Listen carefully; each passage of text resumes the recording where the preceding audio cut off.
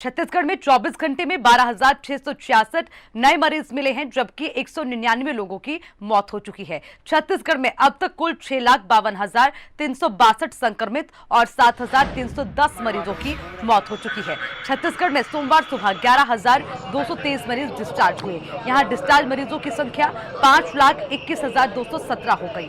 इस वक्त छत्तीसगढ़ में 1,23,835 एक्टिव मरीज हैं और सबसे प्रभावित जिले रायपुर में 1639, दुर्ग में 1355, बिलासपुर में 988 और बलौदाबाजार में 706, राजनांदगांव में 661 नए मरीज सामने आए हैं। देखिए, ये वो जिले जहां सबसे ज्यादा कोरोना संक्रमण फैल रहा है, अपने पैर पसार रहा है। लगातार कोरोना संक्रमितों की संख्या बढ़ती जा रही है। प्रशासन पूरी तरह से मुस्तैद है, पूछताछ की जा रही है, चेकिंग की जा रही है और जो नियमों का पालन नहीं कर रहा उनके साथ भी सख्ती बरती जा रही है। लेकिन बावजूद उसके मामले आपके सामने हैं। चलिए इस पर ज्यादा अपडेट लेंगे ब्यूरो चीफ जुल्फिकार अली से, लगातार हमारे साथ फोन लाइन पर बने हुए हैं। जुल्फिकार, हम छत्तीसगढ़ की स्थिति लगातार देख रहे हैं। 12,666 नए कोरोना मरीज हैं। अब कैसे माने कि इसमें कम होती जा रही है संख्या, क्योंकि आपने पहले भी जानकारी दी कि जांच कम हुई है, लेकिन कोई असर आपको नजर आता है कि लॉकडाउन हुआ तो कहीं ना कहीं प्रभाव जरूर पड़ा है? अभी बहुत बड़ा असर नजर नहीं आ रहा है, लेकिन लॉकडाउन लगने के बाद से ये जरूर है कि पहले जो बढ़ते क्रम में कोरोना संक्रमण के मामले सामने आ रहे थे, अब लेकिन अगर बीते एक हफ्ते में देखें तो ये स्थिति जो स्थिरता की ओर आई है।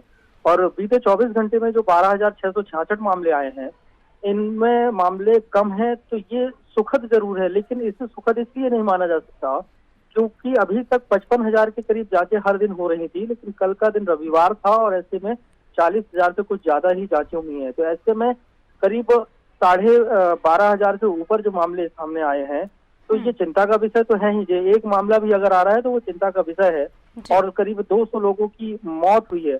लेकिन इसमें ये भी एक बात निकलकर सामने आ रही है कि लगातार टेस्टिंग छत्तीसगढ़ सरकार ने बढ़ाई है।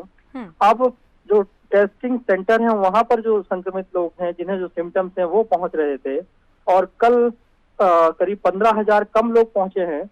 तो इसमें ये जरूर अनुमान लगाया जा सकता है या उम्मीद की जा सकती है कि कहीं ना कहीं संक्रमण की रफ्तार स्थिर हुई है और ये एक हफ्ते बाद ही स्थितियां साफ हो पाएंगी कि छत्तीसगढ़ में वाकई में लॉकडाउन का व्यापक असर हुआ है या नहीं हुआ है। अगर ये संक्रमण का जो रेट है और जो संक्रमण की जो संख्या है वो डिक्लाइनिंग पोजीशन में रहती है, घटते क्रम में अगर रहती है, तो उसे माना जा सकता है।